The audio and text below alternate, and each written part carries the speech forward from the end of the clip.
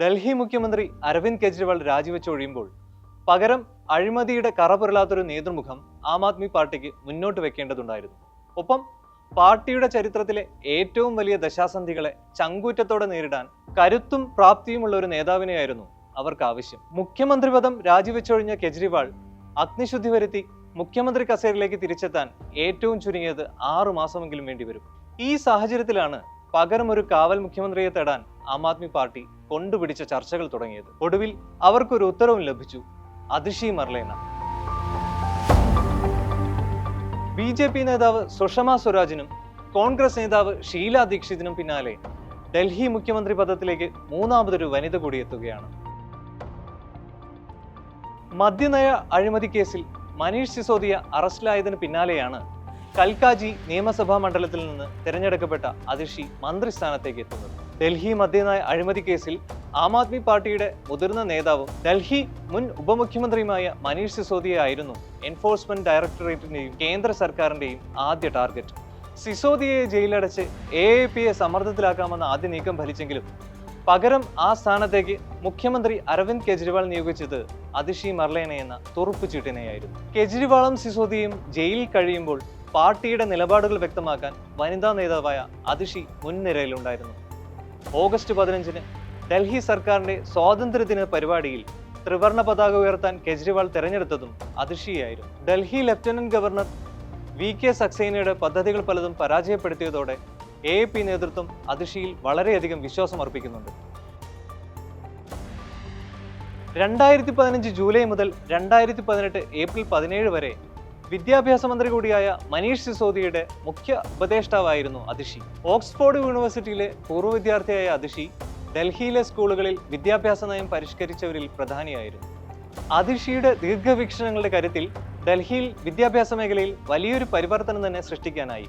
ഡൽഹിയിലെ സ്കൂളുകളുടെ അടിസ്ഥാന സൗകര്യങ്ങൾ മെച്ചപ്പെടുത്താനായതും വിദ്യാഭ്യാസ അവകാശ നിയമത്തിന് അനുസൃതമായി സ്കൂൾ മാനേജ്മെന്റ് കമ്മിറ്റികൾ രൂപീകരിക്കാനായതും സ്വകാര്യ സ്കൂളുകളുടെ അനിയന്ത്രിതമായ ഫീസ് വർധന നിയന്ത്രിക്കാനായതും അതിഷിയുടെ നേതൃമികവിലായിരുന്നു. ആം ആദ്മി പാർട്ടിയുടെ രാഷ്ട്രീയകാര്യ സമിതി അംഗം കൂടിയായ അതിഷി 2023 മുതൽ കെജ്രിവാൾ മന്ത്രിസഭയിൽ വിദ്യാഭ്യാസം, പൊതുമരാമത്ത്, വനിതാ ശിശുക്ഷേമം, സാംസ്കാരികം എന്നീ വകുപ്പുകളുടെ മന്ത്രിയാണ്. നിലവിൽ വിദ്യാഭ്യാസം, ധനകാര്യം, റവന്യൂ, നിയമം അടക്കം ഏറ്റവും അധികം വകുപ്പുകൾ കൈകാര്യം ചെയ്യുന്ന മന്ത്രിയാണ് അതിഷി. AAP MLA-മാരുടെ യോഗമാണ് അതിഷിയെ മുഖ്യമന്ത്രിയായി തെരഞ്ഞെടുത്തത്. കെജ്രിവാൾ ജയിലിലായിരുന്നപ്പോൾ ഡൽഹിയിൽ പാർട്ടിക്ക് വേണ്ടി സജീവമായ ഇടപെടലാണ് അതിഷി നടത്തിയത്. BJPക്കും കേന്ദ്ര സർക്കാരിനുമെതിരെ രൂക്ഷമായ ആക്രമണമാണ് അതിഷി നടത്തിയത്. കെജ്രിവാൾ ജയിലിലായിരുന്നപ്പോൾ ഡൽഹിയിൽ പാർട്ടിക്ക് വേണ്ടി സജീവമായ ഇടപെടലാണ് അതിഷി നടത്തിയത്. BJPക്കും കേന്ദ്ര സർക്കാരിനുമെതിരെ രൂക്ഷമായ ആക്രമണങ്ങളും അതിഷി നടത്തി. ഡൽഹിയിലെ വിദ്യാർത്ഥികളുടെ വൈകാരിക വളർച്ച കൂടി ഉറപ്പാക്കുന്നതിനും മെച്ചപ്പെട്ട ജീവിത നിലവാരം കൊണ്ടുവരുന്നതിനും അതിഷി അവതരിപ്പിച്ച ഹാപ്പിനെസ് കരിക്കുലം ഏറെ പ്രശംസ നേടിയിരുന്നു. 1981 ജൂൺ 8-നാണ് പഞ്ചാബ് സ്വദേശികളായ പ്രൊഫസർ വിജയ് സിംഗിന്റെയും തൃപ്ത വാഹിയുടെയും മകളായി മർലേന ജനിക്കുന്നത്. കമ്മ്യൂണിസ്റ്റ് നേതാക്കളായ മാർക്സിന്റെയും ലെനിനിന്റെയും ആരാധകരായ ഈ ദമ്പതികൾ ഇരുവരുടെയും പേരുകൾ ചേർത്ത് വെച്ചാണ് മകൾക്ക് മർലേന എന്ന് പേരിട്ടത്. 2018 പൊതു തിരഞ്ഞെടുപ്പിനെ നേരിടുന്നതിന് മുന്നോടിയായാണ് എല്ലാവർക്കും കൂടുതൽ അടുപ്പം തോന്നിക്കുന്ന അതിഷി എന്ന പേര് സ്വീകരിച്ചത്. മർലേന തന്റെ ഹൈസ്കൂൾ വിദ്യാഭ്യാസം ഡൽഹിയിലെ സ്പ്രിംഗ് ഡെയിൽ സ്കൂളിൽ നിന്നാണ് പൂർത്തിയാക്കിയത്. 2001 ഡൽഹിയിലെ സെന്റ് സ്റ്റീഫൻസ് കോളേജിൽ നിന്നാണ് അവർ ചരിത്രത്തിൽ ബിരുദം നേടിയത്. അതിനുശേഷം ഓക്സ്ഫോർഡ് യൂണിവേഴ്സിറ്റിയിലും ചേർന്നു. അവിടെ സ്കോളർഷിപ്പോടെ പഠിച്ച് 2003 ചരിത്രത്തിൽ ബിരുദാനന്തര ബിരുദവും നേടി. പിന്നാലെ ബ്രിട്ടനിലെ റോഡ്സ് സ്കോളർഷിപ്പ് കൂടി കരസ്ഥമാക്കിയ അതിഷി 2005 ഓക്സ്ഫോർഡിലെ മഗ്ദലൈൻ കോളേജിൽ നിന്നാണ് ഗവേഷണം പൂർത്തിയാക്കിയത്.